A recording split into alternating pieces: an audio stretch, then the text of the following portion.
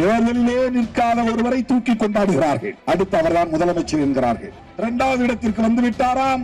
அடுத்து அவர்தான் ஆட்சியை பிடிக்க போகிறாராம். பாவம் அவர் உசி கூடுறாங்க வேணும். எடப்பாடி பழனிசாமி அவர்களே, நீங்க போட்டி இல்ல, உங்களை விட நாங்க தான் பெரிய சக்தி. போட்டி இப்ப வந்து திமுகவோட கிடையாது. இரண்டாவது இடத்தில் யார் என்பதுதான் விஜய்க்கும் எடப்பாடிக்கும் போட்டி. எங்களுக்கு தான் இருக்கிறது என்று இன்னும் வார்டு எலெக்ஷனில் கூட நிற்காத ஒரு கட்சி 65 எம்எல்ஏக்களை வைத்திருக்கிற அதிமுகவுக்கு சவால் விடுகிறது. அவங்களுக்கு என்ன கவலைன்னா, என்னடா இவனை வச்சு உடைக்கலாம் பார்த்தோம், உடைக்க முடியலையே. எவ்வளவோ ஆசை காட்டி பார்த்தார்கள். திருமாவளவனை மயக்குகிற ஆற்றல் பெற்ற யாரும் இந்த மண்ணில் இன்னும் பிறக்கவில்லை. திமுகவுக்கு வக்காலத்து வாங்குவதோ, திமுகவுக்கு முட்டு கொடுப்பதோ, திமுகவை தாங்கி பிடிப்பதோ விடுதலை சிறுத்தைகளுக்கான வேலை இல்லை. அந்த உண்மை உங்களுக்கு கசக்கலாம், ஆனால் கசந்தாலும் அதுதான் உண்மை. நம்ம தம்பிங்க சில பேர் இந்த யூடியூப் சேனலுக்கு ஆசைப்பட்டு போய் பேட்டி கொடுக்குறாங்க. எவன் காட்டுகிற மயக்க வித்தைகளுக்கு நீங்கள் ஆட்பட்டு விடக் கூடாது. திராவிட முன்னேற்ற கழகத்தை விட ஒருபடி மேலே நாங்கள் இருப்போம். ஜனாதன சக்திகளை, சனாதன சக்திகளை விரட்டி அடிப்பதிலே, வீழ்த்துவதிலே, உங்கள் சதியை முறியடிப்பதிலே, உங்கள் சூது சூழ்ச்சியை வீழ்த்துவதிலே நாங்கள் முதன்நிலையிலே இருப்போம். தோழர்களே, 99 மூப்பனார் தலைமையிலான அணியிலே போட்டியிட்டோம். 2.25 லட்சம் வாக்குகளை பெற்றோம். கிட்டத்தட்ட 100 விழுக்காடு அது தலித் மக்களின் வாக்குகள் மட்டுமே. யாரும் அதை மறுத்துவிட முடியாது. அன்றைய நிலையில் 3 லட்சம் வாக்குகள் தான் தலித் வாக்குகள். அந்த தொகுதியில 3 லட்சம் வாக்குகளில் 2.5 லட்சம் வாக்குகள் தான் பதிவாகி இருக்கும். அந்த 2.5 லட்சம் வாக்குகளில் 2.25 லட்சம் வாக்குகளை பெற்ற கட்சி விடுதலை சிறுத்தைகள் கட்சி. இந்திய வரலாற்றிலேயே இது ஒரு சாதனை. இதை யாரும் கொண்டாடவில்லை. தேர்தலிலே நிற்காத ஒருவரை தூக்கி கொண்டாடுகிறார்கள். அடுத்து அவர்தான் முதலமைச்சர் என்கிறார்கள். இதுதான் அரசியல், இதுதான் ஊடகம். ஏதோ தனியார் சர்வே நடத்தினார்களாம், 2வது இடத்திற்கு வந்து விட்டாராம், அடுத்து அவர்தான் ஆட்சியை பிடிக்க போகிறாராம். பாவம் அவர் உசி கூடுறாங்க வேணும். அவருக்கு ஆசையை மூட்டிவிட்டு உள்ள வந்து களமிறங்கி விளையாடுங்க. அவர் சொல்றார், 2026 தேர்தலில் 2 பேருக்கு இடையில் தான் போட்டி. ஒரு பக்கம் டிஎம்கே, இன்னொரு பக்கம் டிவிகே. அதுல அவர் என்ன சொல்ல வர்றாரு தெரியுமா? எடப்பாடி பழனிசாமி அவர்களே, நீங்க போட்டி இல்ல, உங்களை விட நாங்க தான் பெரிய சக்தி. போட்டி இப்ப வந்து திமுகவோட கிடையாது. 2வது இடத்தில் யார் என்பதுதான் விஜய்க்கும் எடப்பாடிக்கும் போட்டி. 2வது இடம் யார் என்பதுதான் அண்ணாமலைக்கும் விஜய்க்கும் போட்டி. இந்த தமிழக அரசியல் களத்தில் 2வது இடத்தை யார் பிடிப்பது? அப்ப யாருக்கும் சண்டை இங்க நடக்குதுன்னா, அரசியல் சண்டை நடக்கிறது என்றால் எடப்பாடி பழனிசாமிக்கும் விஜய்க்கும் சண்டை நடக்குது. திமுக கூட்டணியோடு அவர்கள் மோத முடியாது. அதை அவர்களே ஒப்புதல் வாக்குமூலம் தருகிறார்கள். நாங்க எங்க 2 பேருக்கு இடையில தான் போட்டின்னு யாருக்கு அவர் பதில் சொல்றாரு? அது திமுகவுக்கு சொல்ற பதிலா கிடையாது. எங்க 2 பேருக்கு இடையில தான் போட்டினா, ஏற்கனவே எதிர்கட்சியாக இருக்கிற அண்ணா திமுகவுக்கு விடுக்கிற சவால் அது. அண்ணா திமுகவுக்கு ஒரு நெருக்கடியை தருகிறார்கள். நீயா நானா 2வது இடம். அவர்களே ஒரு ஒப்புதல் வாக்குமூலம் தருகிறார்கள். திமுக தலைமையிலான மதசார்பற்ற முற்போக்கு கூட்டணி தான் முதன்மையாக இருக்கிறது. அதை எதிர்க்கிற வலு அதிமுகவுக்கு இல்லை, அதை எதிர்க்கிற வலு பாஜகவுக்கு இல்லை, அதை எதிர்க்கிற வலு எங்களுக்குத்தான் இருக்கிறது என்று இன்னும் வார்டு எலெக்ஷனில் கூட நிற்காத ஒரு கட்சி 65 எம்எல்ஏக்களை வைத்திருக்கிற அதிமுகவுக்கு சவால் விடுகிறது. இப்ப நீங்க 2 பேரும் சண்டை போட்டுங்க, எங்களோட சண்டை இல்லை. விடுதலை சிறுத்தைகள் கட்சி திமுக கூட்டணியில் இருக்கிறது அப்படின்னு சொல்றாங்க. அது உண்மைதான். ஆனால் ஒரு உண்மையை நீங்கள் மறைக்க கூடாது, மறந்துவிடக் கூடாது. விடுதலை சிறுத்தைகளும் சேர்ந்து உருவாக்கிய மதசார்பற்ற முற்போக்கு கூட்டணியில் இருக்கிறோம். அடிக்கோடிட வேண்டும். மதசார்பற்ற முற்போக்கு கூட்டணி முத்தமிழறிஞர் கலைஞர் உருவாக்கிய கூட்டணி. அதனுடைய தலைமை திமுக, அதனுடைய தலைவர் தளபதி ஸ்டாலின். அந்த கூட்டணியில் விடுதலை சிறுத்தைகளும் இடம்பெற்றிருக்கிறோம் என்றால் மதசார்பற்ற முற்போக்கு கூட்டணியை உருவாக்கியதில் விடுதலை சிறுத்தைகளுக்கும் பங்கு உண்டு. அப்படி என்றால் அந்த மதசார்பற்ற முற்போக்கு கூட்டணியின் வெற்றியை உறுதிப்படுத்த வேண்டியது விடுதலை சிறுத்தைகளின் பொறுப்பாகும். இட்ஸ் அவர் ரெஸ்பான்சிபிலிட்டி, நம்முடைய பொறுப்பு. திமுகவை வீழ்த்த வேண்டும் என்பது பலருக்கும் ஆசையாக இருக்கலாம். ஆனால் அது வெறும் திமுகவை வீழ்த்துவது என்று பொருள் அல்ல. திமுக தலைமையிலான மதசார்பற்ற முற்போக்கு கூட்டணியை வீழ்த்துவோம் என்று சொல்லுகிறார்கள். விடுதலை சிறுத்தைகள் இருக்கிற வரையில் எந்த கொம்பனாலும் அந்த கூட்டணியை வீழ்த்த முடியாது என்பதை நான் உறுதிபட சொல்ல கடமைப்பட்டிருக்கிறேன். ஆணவத்தோடு சொல்லவில்லை, அகந்தையோடு சொல்லவில்லை, அரசியல் புரிதலோடு சொல்லுகிறேன். யதார்த்த உண்மையில் இருந்து சொல்லுகிறேன்.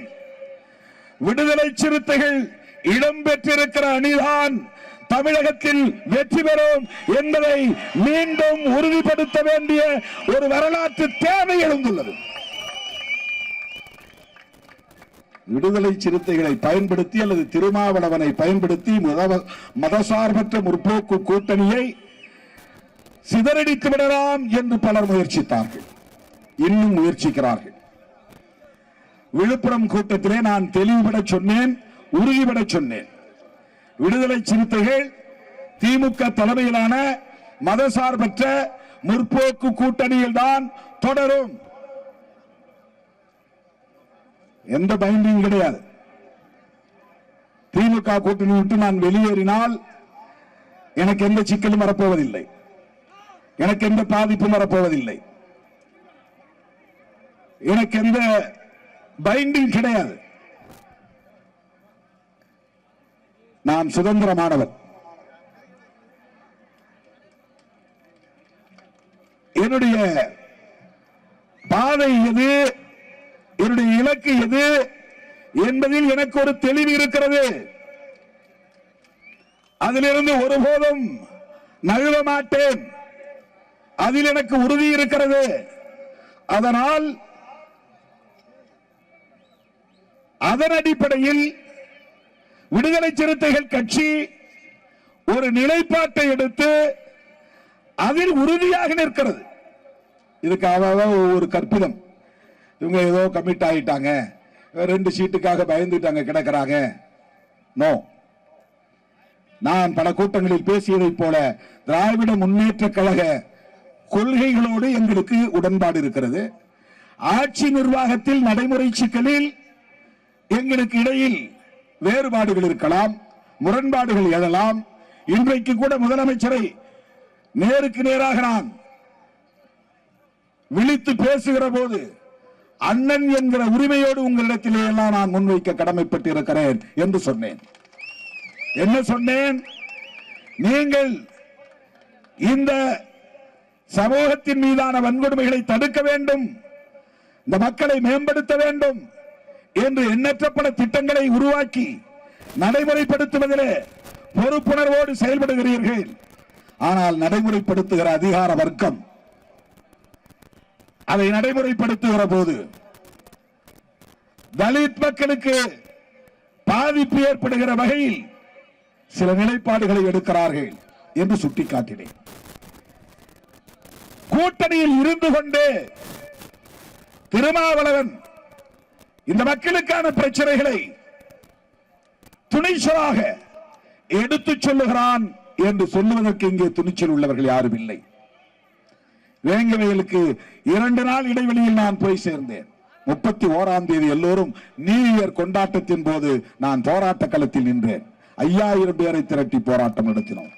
என்னுடைய தலைமையிலே புதுக்கோட்டையிலே அந்த ஆர்ப்பாட்டம் நடந்தது.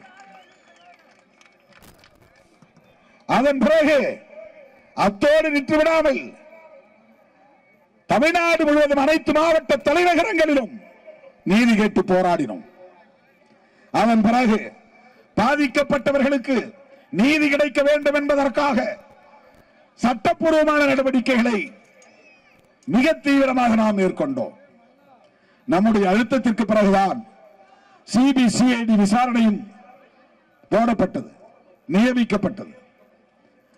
அதிலும் நமக்கு திருப்தி ஏற்படாத நிலையில் முதலமைச்சர் அவர்களை சந்தித்து இந்த வழக்கை சிபிஐ விசாரணைக்கு ஒப்படையுங்கள் என்று சொன்ன கூட்டணி கட்சி ஒரே கட்சி விடுதலை சிறுத்தைகள் கட்சி. அது என்ன பொருள்? நாங்க கூட்டணியில் இருக்கிறோம், தளபதியின் தலைமையை ஏற்றுக்கொண்டிருக்கிறோம், அவருடைய அரசு அவருடைய தலைமையில் விசாரணை நடத்துகிறது, புலன் விசாரணை நடத்துகிறது, காவல்துறையின் அமைச்சரே அவர்தான், அவருடைய தலைமையில் இயங்கக்கூடிய காவல்துறையின் புலன் விசாரணையில் எங்களுக்கு நம்பிக்கை இல்லை என்று சொல்லுகிற துணிச்சல், தோழமையோடு சுட்டிக்காட்டுகிற துணிச்சல் விடுதலை சிறுத்தைகளுக்குத்தான் இருக்கிறது. நேர்மை திறத்தோடு எவனாவது இதை பேசுகிறானா? இல்லை. நாங்க தயங்குகிறோம், பேசவில்லை. சிபிஐ விசாரணை கேட்கிறோம் என்றால் என்ன பொருள்? சிபிஐ யாருடைய கண்ட்ரோலில் இருக்கிறது? அது பாஜக அரசின் கட்டுப்பாட்டில் இருக்கிற ஒரு துறை. இந்திய யூனியன், இந்திய ஒன்றிய அரசாங்கத்தின் கட்டுப்பாட்டில் இருக்கிற ஒரு துறை. நாங்கள் போய் என்ன கோரிக்கை வைக்கிறோம்? முதலில் போலீஸ் விசாரணை சரியில்லை என்றோம், இரண்டாவது சிபிசிஐடி விசாரணை சரியில்லை என்கிறோம், மூன்றாவது சிபிஐ விசாரணை வேண்டும் என்கிறோம். அதற்கு என்ன பொருள்? முதல்வர் அவர்களே, உங்கள் தலைமையின் கீழ் இயங்கக்கூடிய காவல்துறையின் புலன் விசாரணையில் எங்களுக்கு நம்பிக்கை இல்லை, உடன்பாடு இல்லை என்றுதானே பொருள்? இதை சொல்லுகிற துணிச்சல் தோழமை கட்சிக்கு இருக்கிறது என்று யாராவது சுட்டிக்காட்டியதுண்டா? பாராட்டியதுண்டா? ஏன் போகல? போகாத ஆளுக்கு வக்காலத்து வாங்குறாங்க, போனவனுக்கு விமர்சனம் பண்றாங்க. போராடக்கூடியவர்களுக்கு சிந்தனை செல்வன் கேள்வி எழுப்பியதை போல யாராவது எதிர்கட்சியாக இருக்கிற எடப்பாடி பழனிசாமி ஏன் இதுவரையில் வேங்கை வயல் போகவில்லை என்று பேசியதுண்டா? அவர் ஏன் பேசவில்லை? இது எவ்வளவு பெரிய வாய்ப்பு! திமுக அரசுக்கு எதிராக நெருக்கடி கொடுப்பதற்கு எவ்வளவு பெரிய வாய்ப்பு! எப்படி தலித் மக்கள் மீது இந்த வழக்கை நீங்கள் திருப்பி விட்டீர்கள் என்று ஏன் பேச தயங்குகிறார்? எது தடுக்கிறது? யார் அவரை தடுக்கிறார்கள்? தலித்துகள் பாதிக்கப்பட்டால் கேள்வி எழுப்ப மாட்டோம் என்பது எவ்வளவு பெரிய ஆணவம்! ஏன் கேள்வி எழுப்பவில்லை? அவர்கள் உங்களுக்கு வாக்களிக்கவில்லையா? தமிழ்நாடு முழுவதும் உங்களுக்காக அவர்கள் களப்பணியாற்றவில்லையா? அப்படிப்பட்ட ஒரு சமூகத்தை சார்ந்தவர்கள் பாதிக்கப்படுகிற போது அதை பற்றி சட்டமன்றத்தில் கூட பேசுவதற்கு அதிமுக ஏன் தயங்குகிறது? பாஜக ஏன் பேசவில்லை? அந்த கூட்டணி இடம்பெற்றவர்கள் ஏன் பேச தயங்குகிறார்கள்? நாங்க ஒரே கூட்டணியில் இருக்கிறோம்.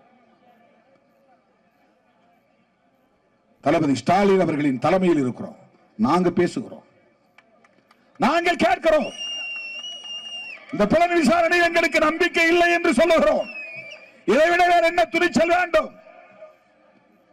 இதைவிட வேற என்ன நேர்மை திறமை வேண்டும்? இதைவிட வேற என்ன மக்கள் மீதான பற்றுதல் வேண்டும்? அவங்களுக்கு என்ன கவலைன்னா, என்னடா இவனை வச்சு உடைக்கலான்னு பார்த்தோம், உடைக்க முடியலையே. இதுதான் அவர்களுக்கு கவலை. எவ்வளவோ ஆசை காட்டி பார்த்தார்கள். திருமாவளவனை மயக்குகிற ஆற்றல் பெற்ற யாரும் இந்த மண்ணில் இன்னும் பிறக்கவில்லை. திருமாவளவனை விலை பேசுகிற துணிச்சல் பெற்றவர்கள் யாரும் இன்னும் இங்கே பிறக்கவில்லை. நான் திருவண்ணாமலை என்கிற இந்த பல ரிஷிமார்கள் தங்கியிருப்பதாக சொல்லப்படுகிற இடம் இது. ராமகிருஷ்ணர் ரமண மகரிஷியுடைய புனித தலம் என்று போற்றப்படுகிற ஒரு இடம். அந்த இடத்தில் இருந்து நான் சொல்லுகிறேன், அரசியல் களத்திலும் ஒரு பற்றற்றவனாக இருந்துதான் நான் பணியாற்றிக் கொண்டிருக்கிறேன்.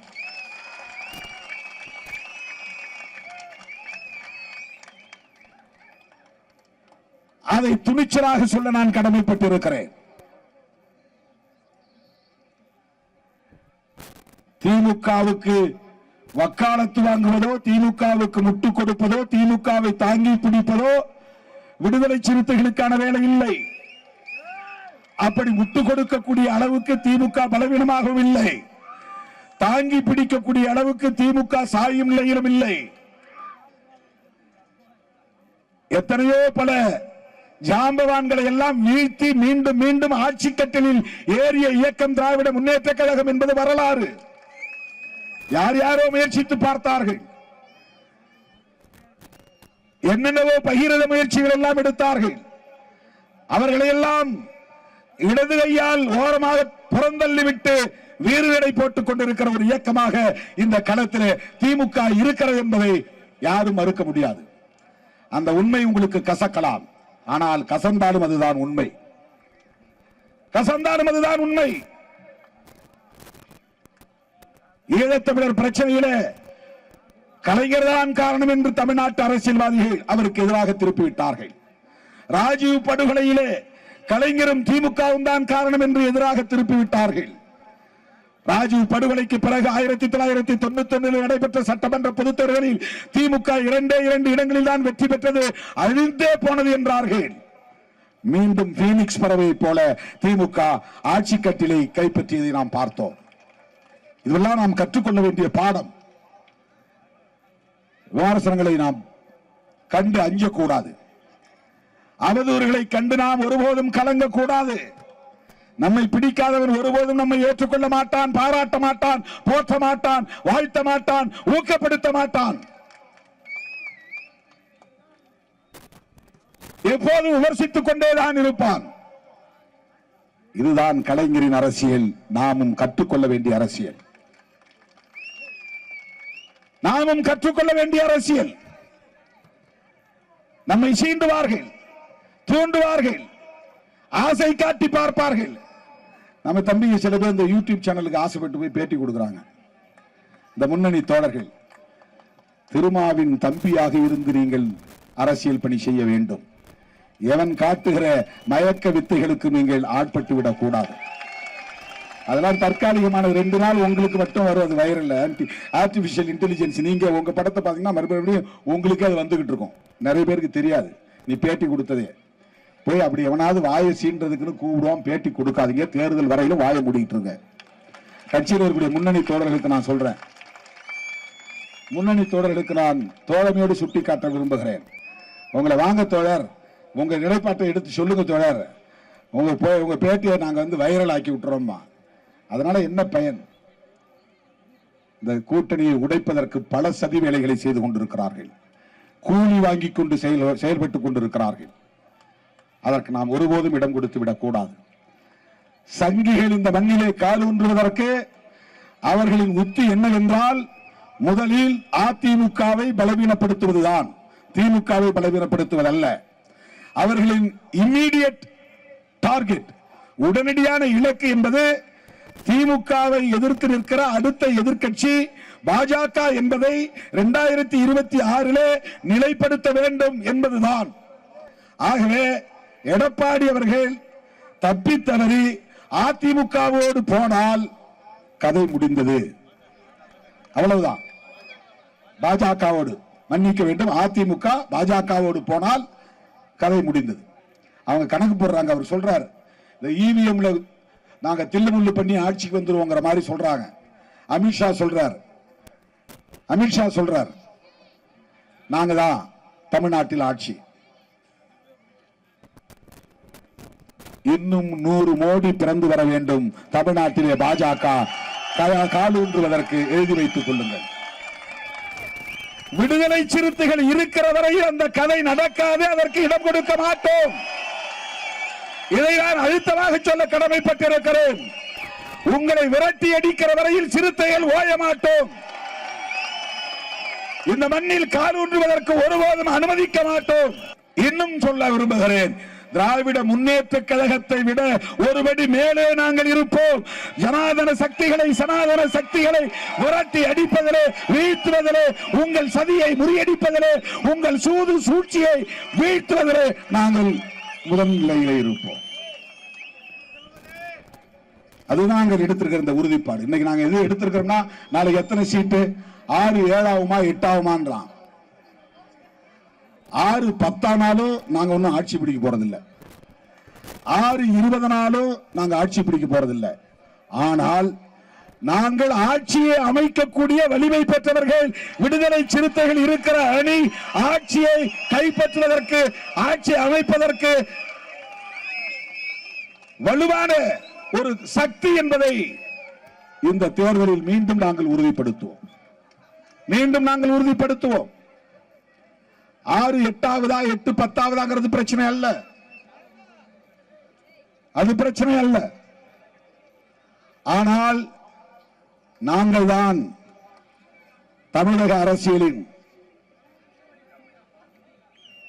சூத்திரதார சக்தி, மைய சக்தி என்கிற ஒரு வலுவான அரசியல் இயக்கமாக நிற்போம். இந்த தேர்தலில் எங்கள் இலக்கு அதுதான்.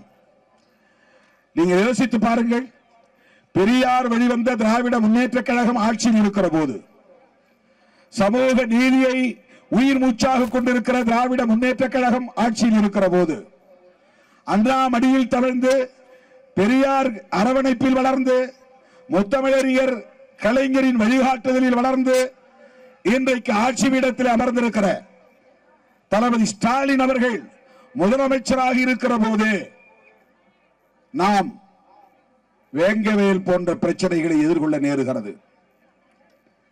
அதற்காக போராட வேண்டி இருக்கிறது. அவரிடத்திலே உரிமையோடு நாம் பேச முடிகிறது, உரிமையோடு வலியுறுத்த முடிகிறது. அவருக்கும் நம்முடைய கட்சிக்கும் இடையிலான கொள்கை நேர்வழியில், நேர்கோட்டில் இயங்குகிற கொள்கைகள்.